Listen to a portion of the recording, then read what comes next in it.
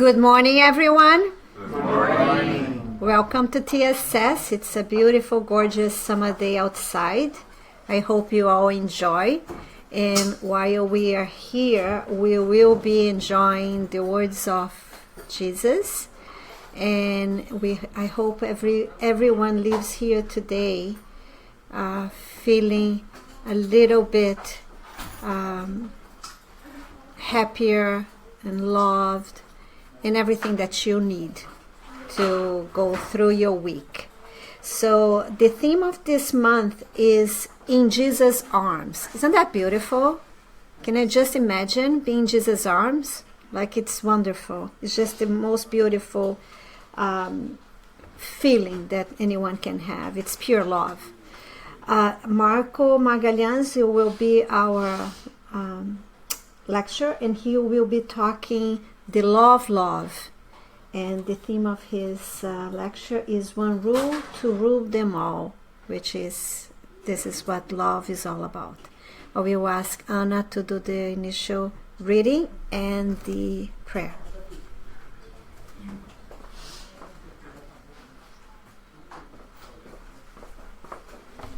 Good morning, everyone. Good morning. Our reading today is from the book Happy Life from Die Weltbrede Frank by Joanna de Angelis. Never do something wrong and let it go at that. Give yourself the right to make a mistake, but make yourself correct it.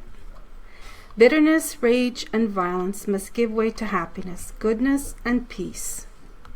You reincarnated to grow and be happy. Abandon the highways of emotional bondage and scale the steps that will carry you to victory over yourself.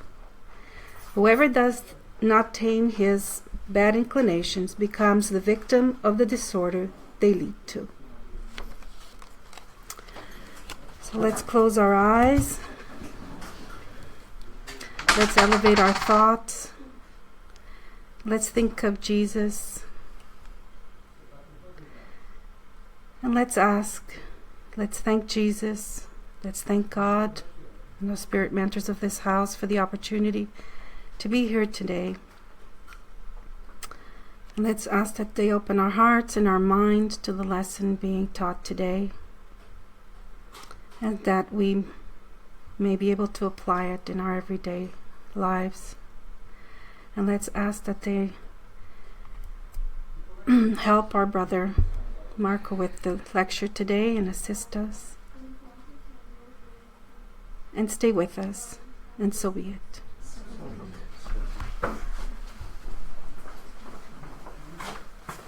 Okay, good morning, everyone.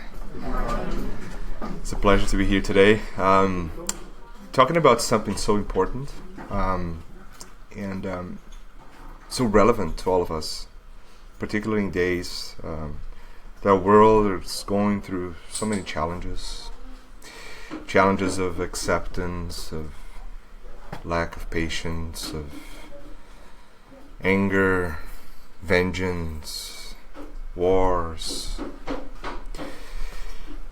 When we look at all that happenings around us, it's always good to take a step back and think about what we know already. A lot of things we know already.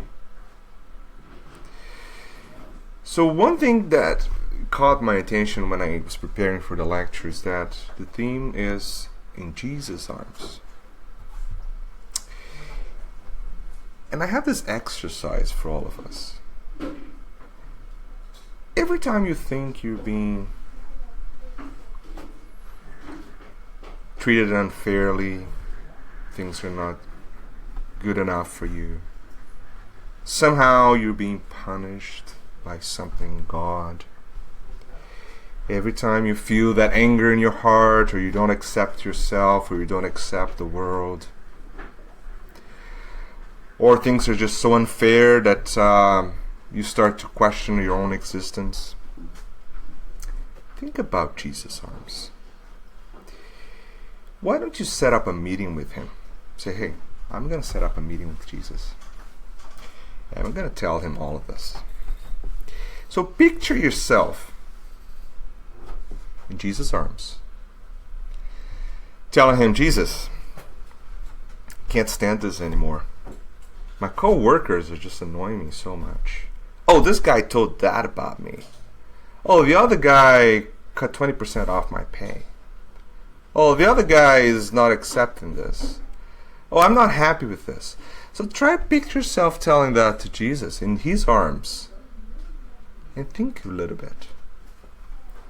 Think about you telling that to the man that while being crucified for spreading the love, was forgiving everyone. Does that make any sense? Do you think that's even possible? Try to picture going to his arms and telling Jesus, I'm being treated unfairly. Does that make any sense? He would certainly forgive you too. He would forgive everyone. But just imagining a scenario where your issues taken up to this man that incarnated here with us and trying to argue with him, and I'm not even talking about God as the creator. I'm talking about Jesus as the closest we know about God's love represented in him. Just try to take up to him and tell what your frustrations are. And then take a step back. What do we know already? And that's my question of today. So the title, that suggested to us was One Rule to Rule Them All. But in the end, we're talking about the ubiquitous, universal, unchangeable, all-powerful law that governs everything, which is actually the law of love. And that's what we're going to do during our next few minutes today, talking about this. And I think it's always good to think about examples. That's, I remember a story now that, just like a side story now to our main line. In a book, Paul of Tarsus, the beginning of the book, the first 3 chapters actually talk about the life of Jezebel, Abigail, and Jochebed. That's the family. The year is 34, not 1934, it's like 34.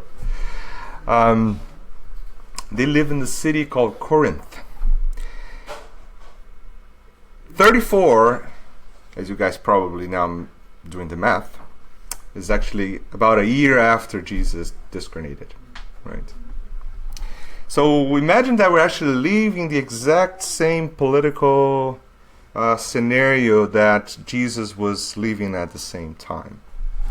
So it was dominated by the Roman Empire, and there are several, bureaucratic paperwork relationships between, the Roman Empire, local rulers, politicians, religious men, and kings. So there's all this different arrangement. Because I'm pretty sure you guys remember that there are several forces in play, and religion was one of the big forces. So whoever was the leader of the religion at that time was considered the man of reason, and he was he had some control over people, and that's why the Roman Empire allowed that to continue, because in that way they would actually have some control of people too, without disrupting too much the arrangements at that time. But they have representatives of Roman Empire locally to coordinate everything. So Licinius was the Roman representative at that time, Minucius. And of course there was oppression. So they needed taxes. They've created a lot of what we know about our own society. Of course, everything was still in development at that time. But Jochebed lost almost everything by the determination of Licinius Minucius. That was the Roman representative at that time. And obviously, he was not happy with it. I don't think everyone here would be happy if someone come to you from a government agency and tell you, listen, I'm going to take 65% of everything that you have because I think you have too much. Right? We pay 35% taxes when we complain. So that's about what's happening at that time. So he lost pretty much everything. Not only that,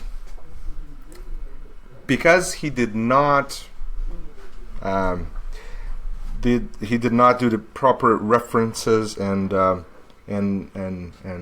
expected reverence to the patriarchs at the time, he was bitten many times, slashed and beaten and thrown to the ground and humiliated multiple times in the street, just because he was not looking at their eyes or bowing down and things like this. So that frustration mounted because his wife passed away. Because now he has 2 kids. He used to have lands, he doesn't have them anymore. He has a small property now. Their kids are still helping and growing happily and doing everything, but he was mounting in frustration. Does anyone relate to that story? I do, I can tell you. I still cope with my own frustrations. That's why I'm talking about Jesus' arms, because that's what I picture all the time. Every time I look at my own problems, I'm like, okay, wait a minute, let's think about this. Let's think about the big picture, right? Should I be complaining? But he was complaining, like all of us do. Like we're the number 1 experts of complaining in the universe. I think that's the humankind. That's our nature, right? We tend to complain about everything. But Licinius was a very smart man. See, intelligence does not mean benevolence, does not mean love. He was intelligent. And intelligences can dominate. Remember that. Even within Spiritism, within other religions, within governments, within peoples, countries. If you deviate the use of intelligence, obviously you can take a whole bunch of people with it. To the point that a lot of people will tell you that they're afraid of people that are too smart, right? Because they can dominate a lot of. They can make you believe in something that is completely unbelievable sometimes. But he said to the people, listen, to calm down everyone, we're going to have one public session where you can actually walk up to the stand and tell you why do you think you're being treated unfair, and make your concerns loud and voiced to everyone. So Jochebed thought, okay, that's a great idea. I'm going to go there in front of Licinius and I'm going to tell him everything I want to tell him. You're this, and that. You took this and it's not fair, da. So everyone warned him, don't do that. That's not a good idea. He decided to go, and that's what he did. So what happened is he did that. So he stood up and he said, I've been treated unfairly. You took my lands and my taxes are unfair. I lost almost everything. I have a small property now. I have to take care of 2 kids, and I've been beaten by many people because of this, that, and then he complained. Licinius said, okay, fair enough. So give me the rest of your land now, because you're complaining too much. And that's what he said. He said, I want the little bit of land that you have left in 3 days. Get out of here.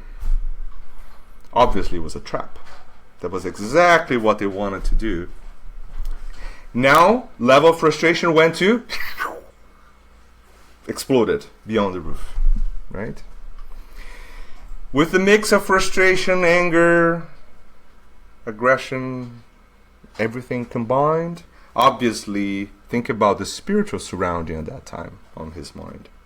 Because remember, what we think is alive. We can see it. Not incarnated, I can see it. I cannot, don't worry about it. I'm not seeing anything.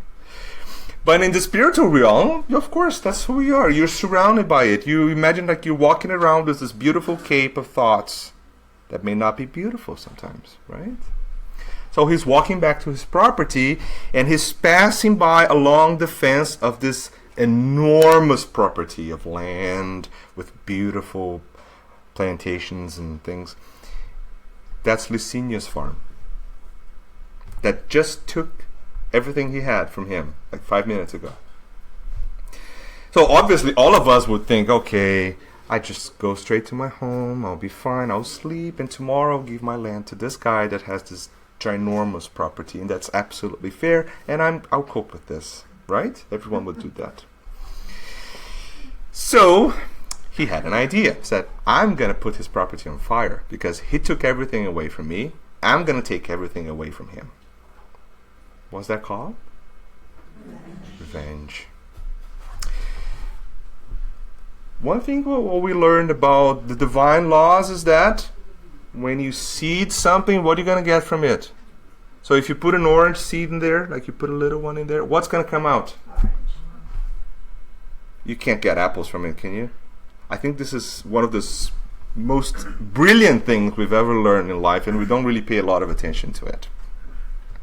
Because we only think about the fruits, right? Oh yeah, that doesn't make sense. Like, I'm going to have an orange tree here, and it's like, oh, you know. He planted revenge. Right there. He put the seeds. Is it going to come back to him at some point? Obviously. Because that is justice. You always have to deal with what you plant. It's not about others. It doesn't matter what people did to him. But he created that energy. He created that momentum. That's not going to stop. It's not going to stop. And we'll caught up to him. In his story, we'll caught up to him in a day. But with us, maybe a few thousand years, we don't know. But I can guarantee you that at some point some of us are complaining, oh my goodness, why am I going through this? This is not fair. Believe me, it is not only fair, but also God is already probably helping you a lot. Because let's think about this. Let's say if we had to do exactly what we've done before. Let's think about this. So let's say I've killed 3,000 individuals in my millions of existences. Can you imagine coming 3,000 times just to compensate for those 3,000 murders and being killed? The math doesn't net up. We would live our entire existences just repaying what we've done before. So God and the divine providence allow us to, if we do well, we can actually get a parole. Have you ever heard of paroles? We have paroles in the divine laws. Why not? We have them all the time. God wouldn't be more unfair than our own justice system, would it? Obviously not, right? So he planted the seed of revenge. And some of the people that were working on the fields of Licinia saw him.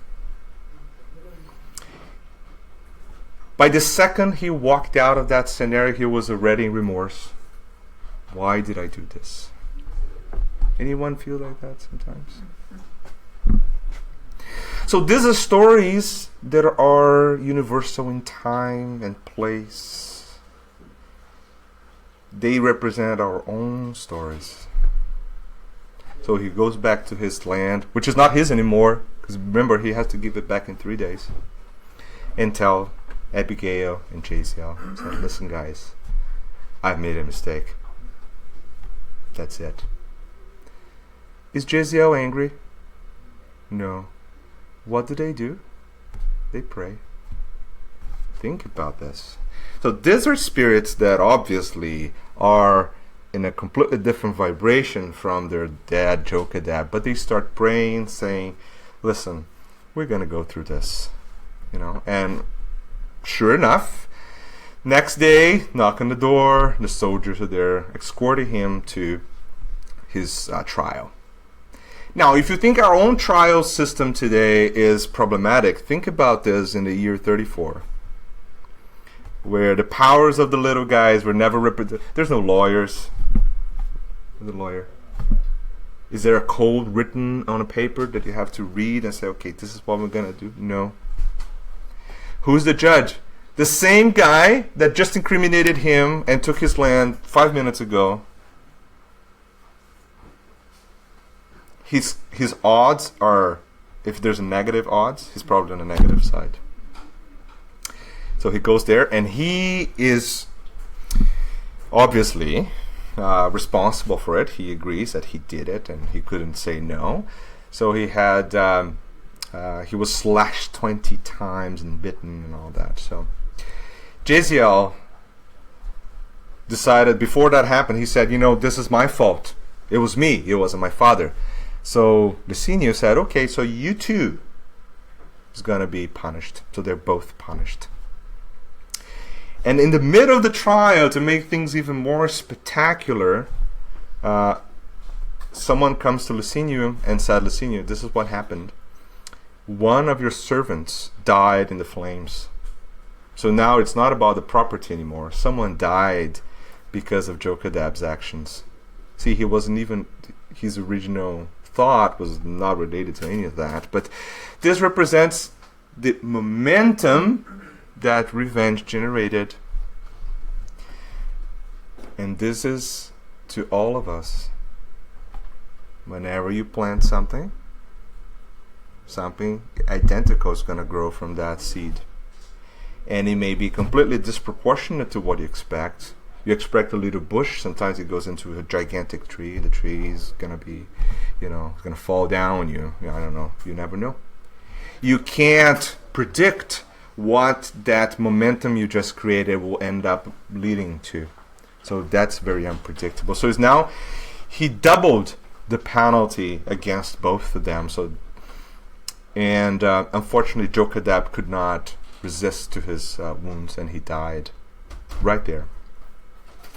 So Jaziel now is not only he lost his land, he's lost his dad, right? He's unfairly and unjustifiably beaten and condemned to be for his rest of his life a slave in a boat rowing in the ocean. Is that fair? I don't think so, right? That's what we think. Was he telling, hey Jesus, what's going on? God, come on now, please. This is not nice. No. He started singing with Abigail a prayer of love and resignation, thanking God to be able to withstand all that situation without perishing, going to the wrong way. So that's what happened. And this man now, and now we're going back to the rule of the law of love.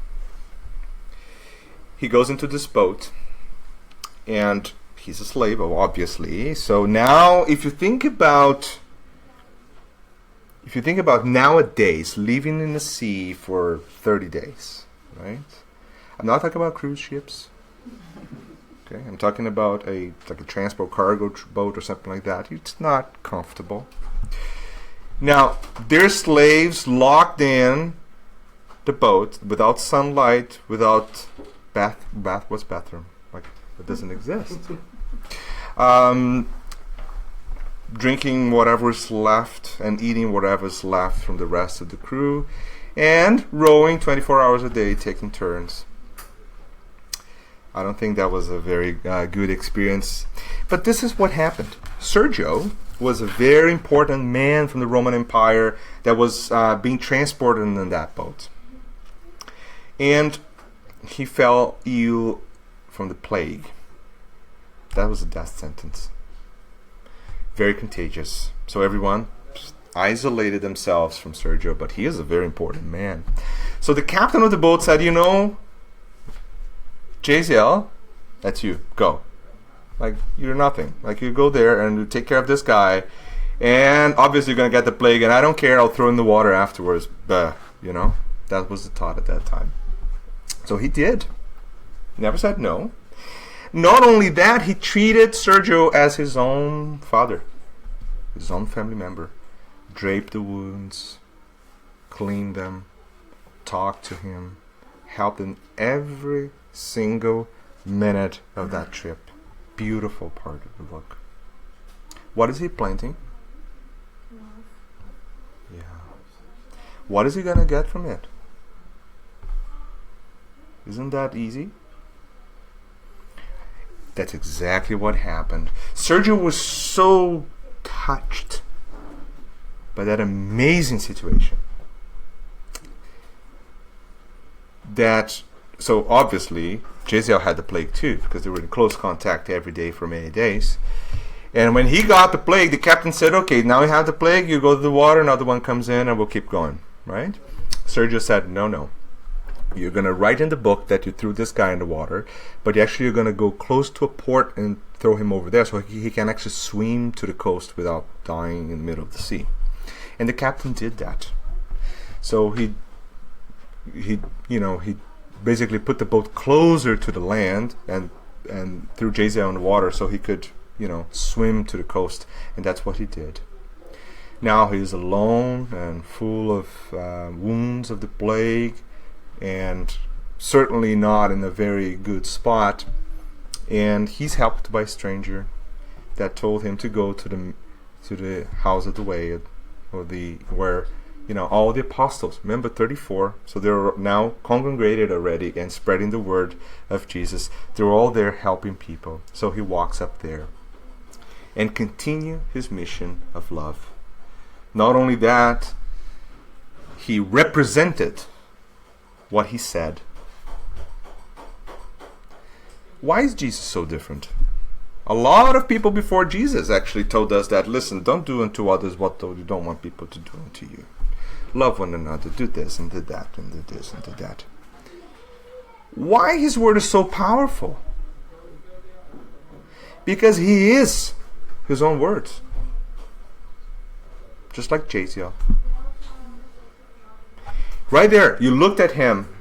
He was charity and love. When you love someone, it's just a principle. When you love someone, do you need to say something when you're close to them? Can you feel that? Obviously, now if I say if you hate someone, you probably feel that, right? Because that's where we are closely connected now.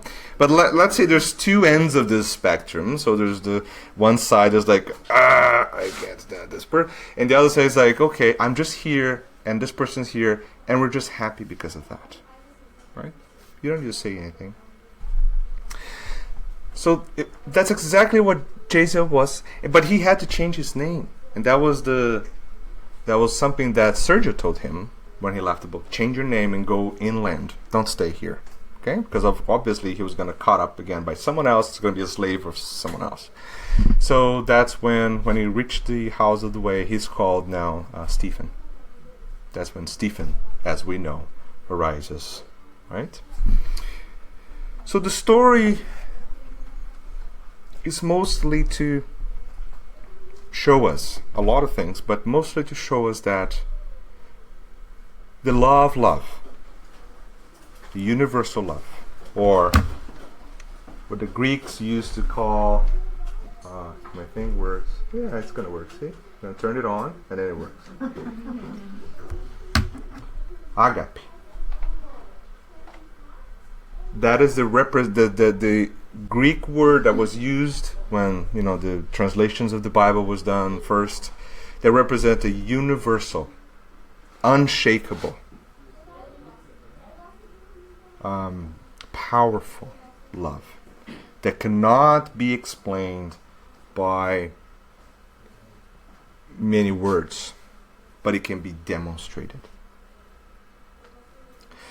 So, and they have obviously other words for different types of love, like, relationship style of love, loving one another and constituting families and stuff. But agape was actually the summary of the love between God and us. That's an interesting relationship, right? Because when you think about love, there's always two personas, individuals in the story. Right? You say love towards something. It doesn't have to be a person, but it has to be something. Now think about us and God now. So in this relationship, God represents, it's all powerful, it's unique, it's represents all the intelligence and the divine intelligence and the love. And here we are, barely understanding of what love is, and complaining and frustrated and this and that, because we're fighting the divine rules all the time. That's what we do. So every time you try to force, see, physics can explain that to us, right? Right? Engineering too says that, right? So, when you push something, that something's going to push you back somehow, right? There's always like a double relationship between everything. So if there's a law that governs the universe and you try to push against it, what's going to happen? There's going to be a reaction against you, obviously. That's like basics. See, everything that I'm talking about, we know already. Remember, I'm telling you, step back. Think about what we know. So the examples that we use, when you plant something, that same something is going to grow. We know that, right? We know that for every action, there's some type of reaction against it. We know that already, right? We study that grade 7. Is that grade 7 that we studied that? Grade 8, right? We know this, okay? But we have to put it all into this grand context.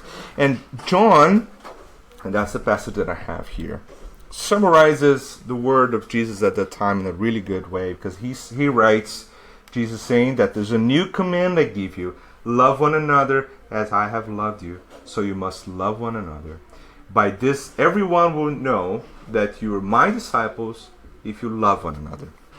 So, how do you know that they're disciples? Is it because they're telling, like, I am a disciple of Jesus, and I'm here to brainwash everyone with this story? No. That's not what he said. Do you really want to work on this? Go out there. Act just like I did.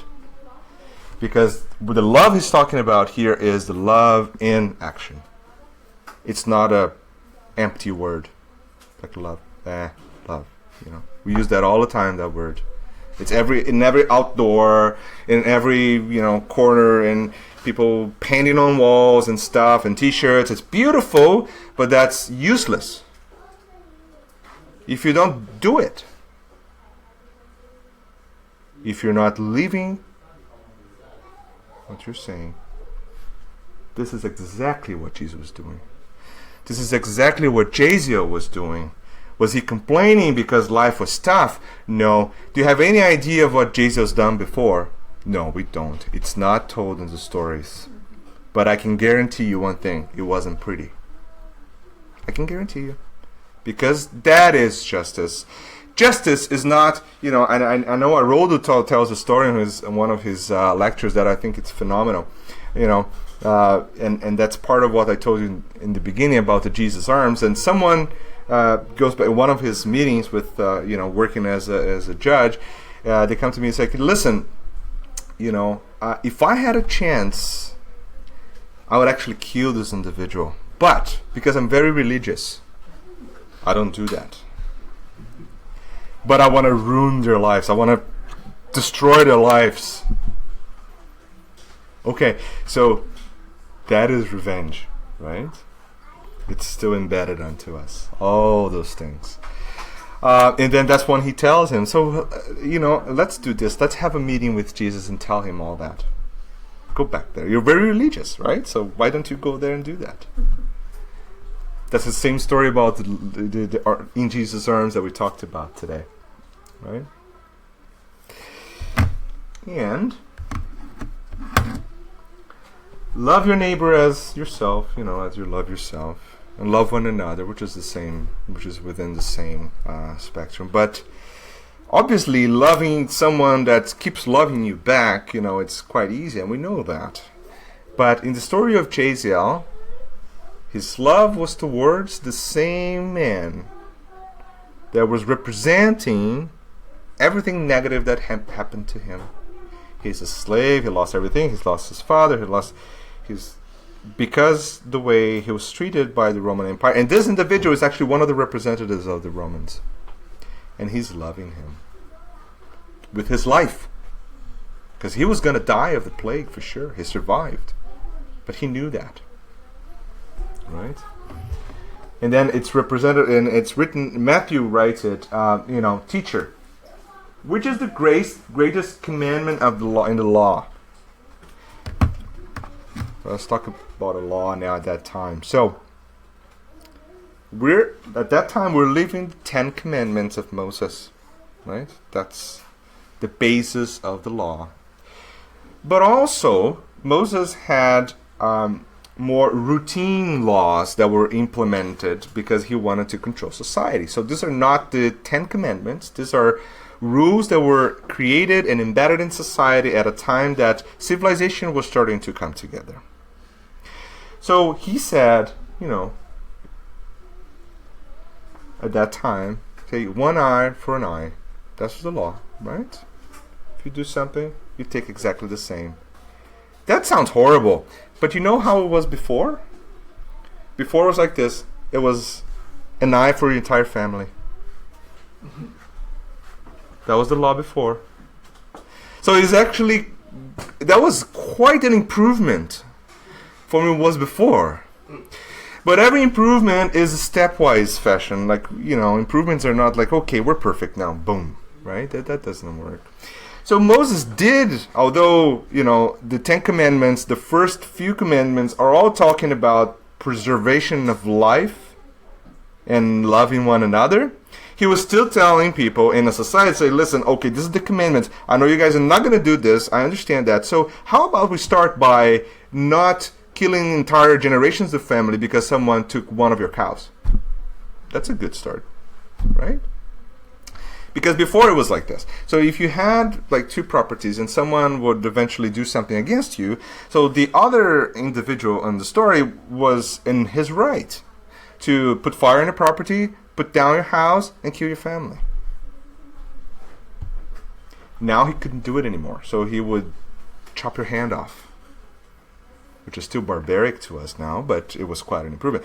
So Jesus came, and the question is targeting the Mosaic law. That's the question there that Matthew is asking Jesus. But obviously Jesus was already tuned into his thought, and that's how he answered.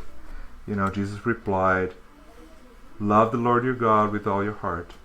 Right? We're talking about the same as the commandments of Moses are telling him to do. So there's no change here. Because he didn't want to destroy the law. Remember that. He said that quite clearly. Right? He was just making sure we understood. And with all your soul and with all your mind. So this is the first and great commandment. So the first and great commandment are based already in love. Not different from what we know about the law of love. And the second, is like the same thing, but it's like love your neighbor as yourself. The law and the prophets hang on these 2 commandments. So what he's saying, like everything you can possibly imagine regarding laws and the body of knowledge that I'm giving to you today, as we're talking about the prophets. He's talking about prophets and everyone that's coming afterwards to continue the dissemination of love are hanging on actually a quite small section, which is basically love one another, love God, love one another. How do you love God? You guys thought about this? Say, I love you, God. Yay. Yes. So how you demonstrate love? By following the path that is ruling the universe of God that he created. He or she created. So loving God means it represents follow the divine laws. That's what he's saying. That's simple, right? See, and it's getting easier for us. They're actually chopping down into little more,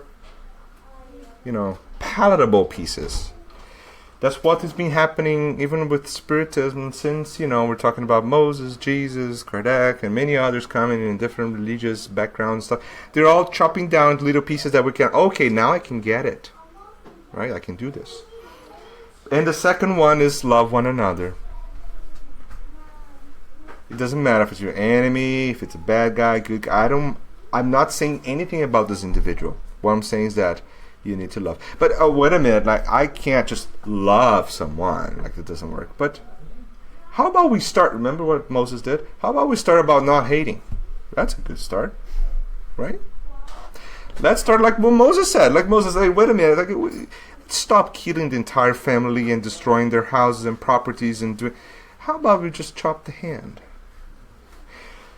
So, you know, the little crumbles that we're getting now is exactly the same. So the law is love everyone like you love yourself, love everything.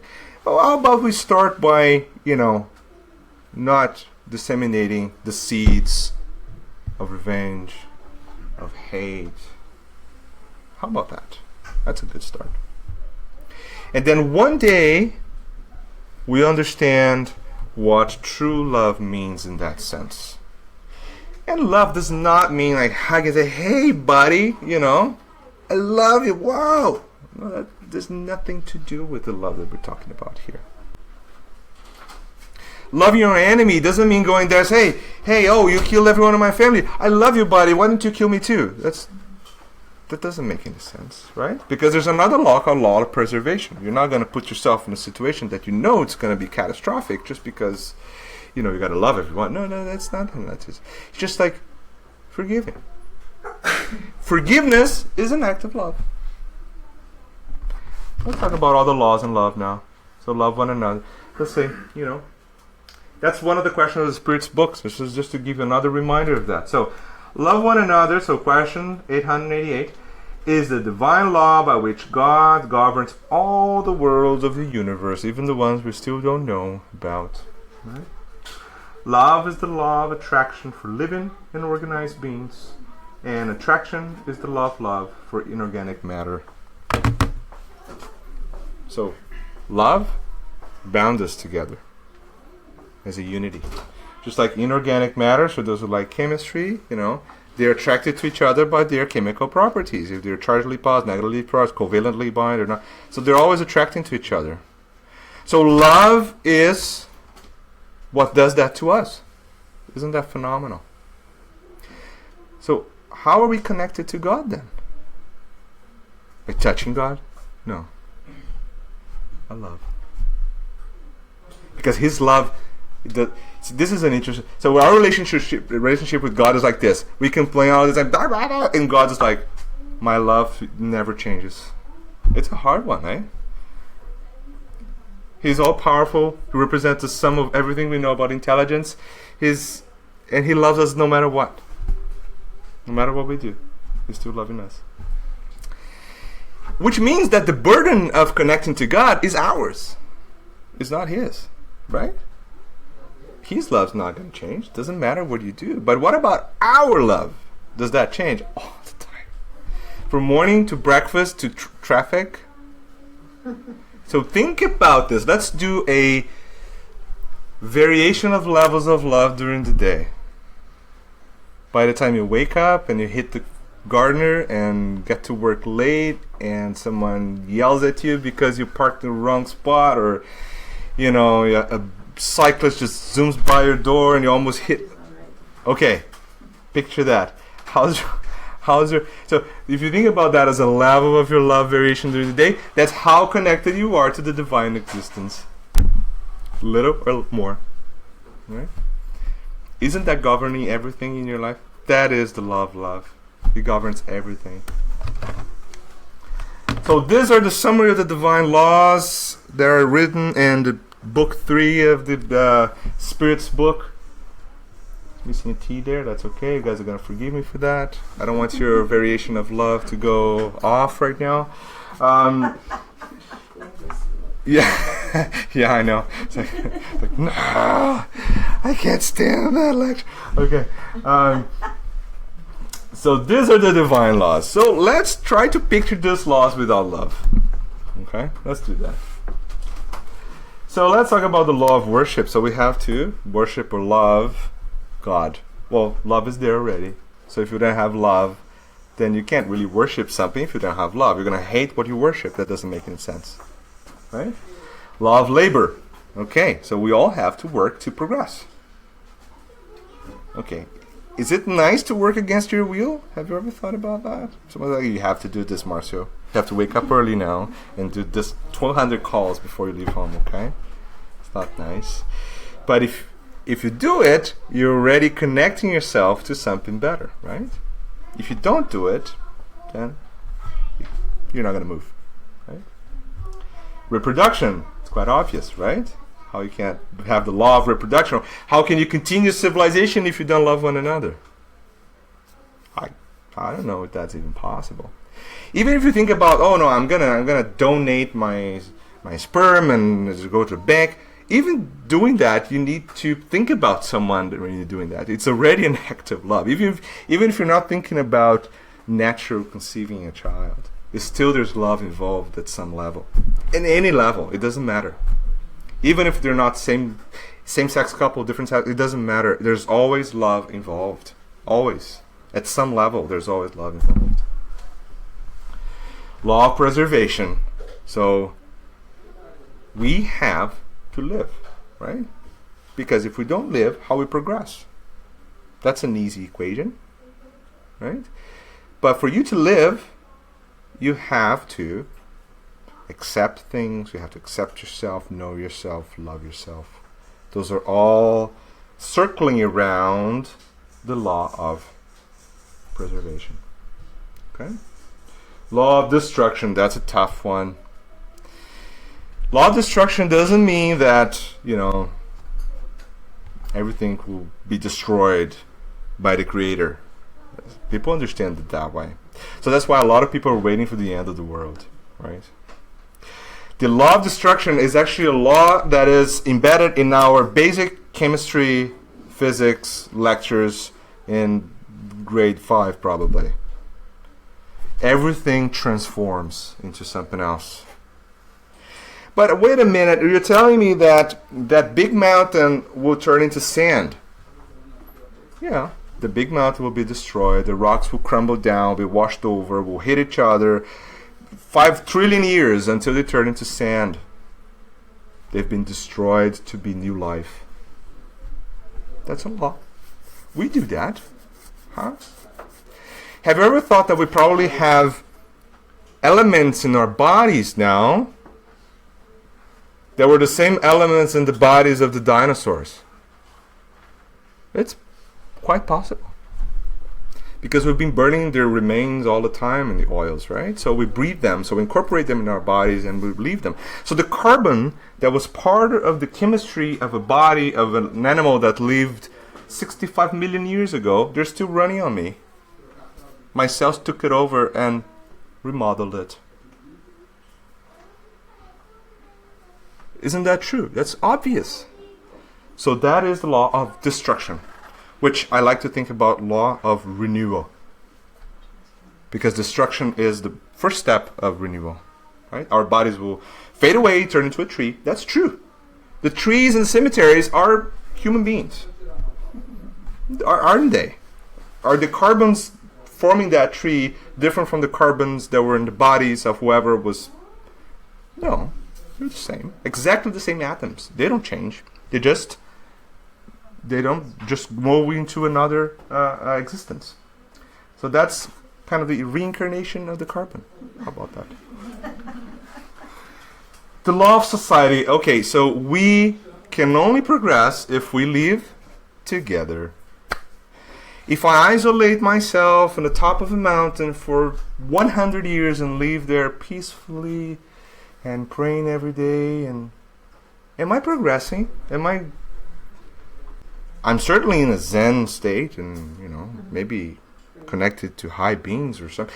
But did I help anyone? Was I pushed to turn my best?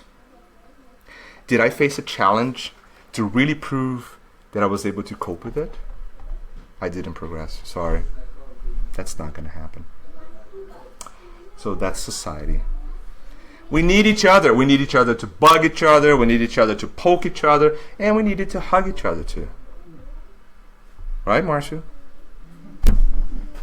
Poking? But we need each other. That's a lot. That's basics. We need that incredibly annoying coworker. We need them. So thank them. Because they're what the divine providence put here, so your little seed that you just planted can grow, because you will be challenged on a daily basis now. Are you a better person? Yeah. Are you a better person next day? No. Are you a better person? Okay, I'm getting that. Eventually you have to deal with it. That is also related to even your own self, your own acceptance, your own difficulties, your own challenges. Okay? So the law of progress is quite obvious. We all evolve towards the perfection. That's why we created, and that's our pathway. If you like it, don't like it, if you're angry about it, doesn't matter. We all will progress. It could be a breeze, or it could be through the rocks and through the mountains. It doesn't, you decide. So that's where justice is. It's always about you. Law of equality, obviously, that's quite simple. So we're all equal towards God. It's the same. We're all sons. We're all the same. Doesn't matter if one's white, black, blue, tall, fat. It doesn't matter.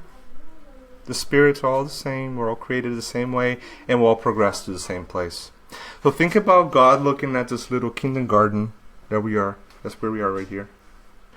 And there's all these little kids like and throw like this toy at the other one and complain and cry and that's who we are towards God. They're all the same. Exactly what we are. But we're growing. We'll get out of the kindergarten stage at some point in evolution. So law of liberty, which is the same thing as the law of the free will, because we are free to do what our will. But obviously there are boundaries, and the boundaries where our free will touches the boundary of another individual. So that's where liberty is somehow restricted by us. That's why society is so important. See how they're all connected. Now, think about fulfilling the law of liberty without love. Impossible. He's like, oh yeah, I'm free, I'll do whatever I want, I don't care about anyone. That's a problem. You're not going to fulfill the law of liberty, right? And the last one, which is just one law. See, this is actually not plural. It's not the laws of justice, love, and charity. It's one. It's the law of justice, love, and charity. Can you have justice without the other two? Just think about this. Why do they come together? Can you have love without having justice? Can you have charity without love? That's impossible. Charity is the action of love. So that law is that's what Jesus said in the beginning. When we just said Matthew's, that's exactly what Matthew was saying. That's the biggest commandment. So what Jesus is saying is like, listen, I know you don't get it. I know we've been telling you this all the time. There's a bunch of spirits coming over here and telling you like this and do that, and they do exactly what you need to do, and you can name them. There's like hundreds and thousands in every religion in every part of the world. And what he's saying is like, I know you guys are not going to get this. I understand, right? And that's what, when he was crucified for spreading love, he was saying like, forgive them. They don't know what you're doing. Because that is a prerequisite for everything. So, without that triad, we are completely stagnant. We're not moving anywhere. Okay.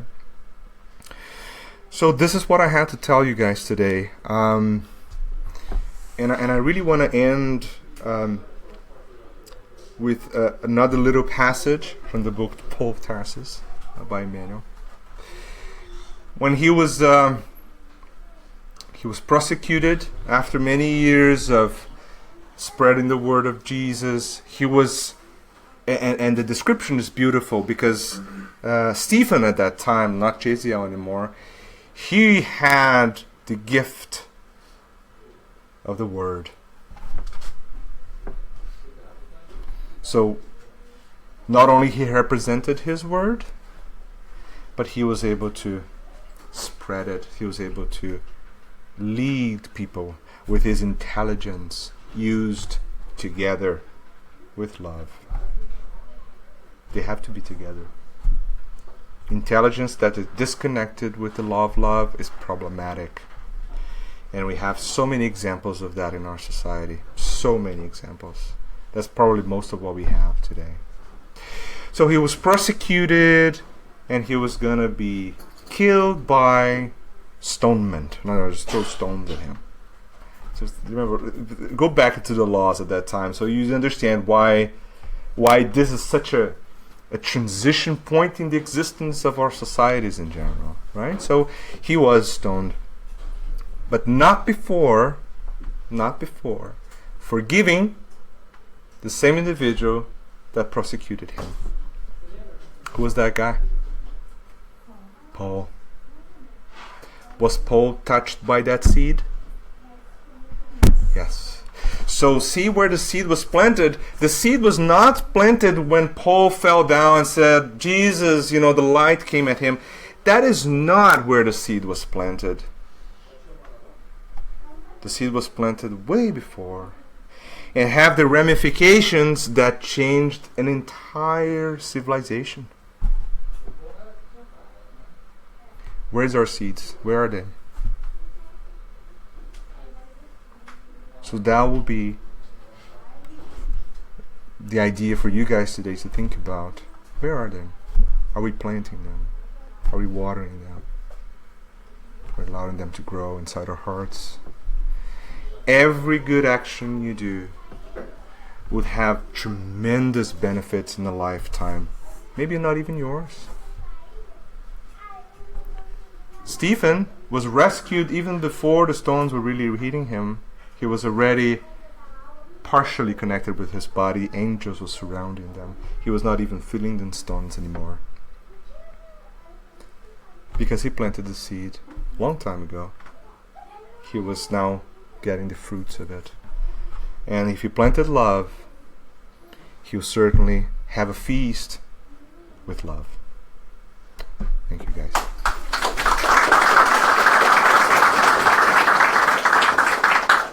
Don't go anywhere. Thank you so much, Marco. It was beautiful. We have a guest from Sweden here today. Welcome, friends. Very powerful, very touching. Now we open for questions, comments.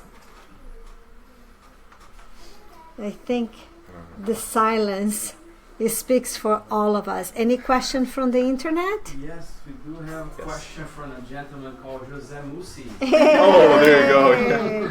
And his question is, He's still awake. That's is good. forgiveness to those who have harmed us enough to demonstrate our love for them?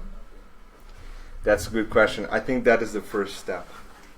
Okay. There is so the road to understanding the full love, the understanding of love, it's very long and sometimes very arduous to us, particularly because we don't understand it. So if you think about steps you have to make on that road, even the tiniest steps will count. Just by not desiring bad thoughts against someone, that's the very, very first step you can probably do, right? And then there's the true forgiveness. Probably that's the next step. Mm-hmm. And I'm not saying forgiveness, saying, I don't want to think about that guy anymore. That's not forgiveness, right? That's called partial loss of memory. That's very different from forgiveness. Remember, that memory will come back one day and that will haunt you. But, there's true forgiveness, right? And then there is a third step with the regeneration or repair, where you have to repair that situation.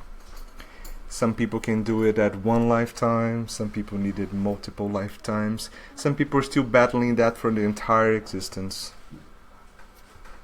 But that's the road. We can find in our society examples of that today, of individuals that were afflicted by evil of any sort perpetrated by a specific individual, and were able to do at least 2 or 3 of those steps in one shot. They forgave, they repaired, and now they're helping the individual that damaged them. We have examples of that. But those make the news because it's so rare. It's like, wow, this guy actually really is helping the guy that killed his father. This is amazing. No, that's the law. We don't get it. Because you don't put in the news that like, this guy's want to lynch this guy down because he did this and this, that. You know, that's how we think. Right? How many people are lynched today because of what they've done? It still happens. We're actually barbaric stages still. Right?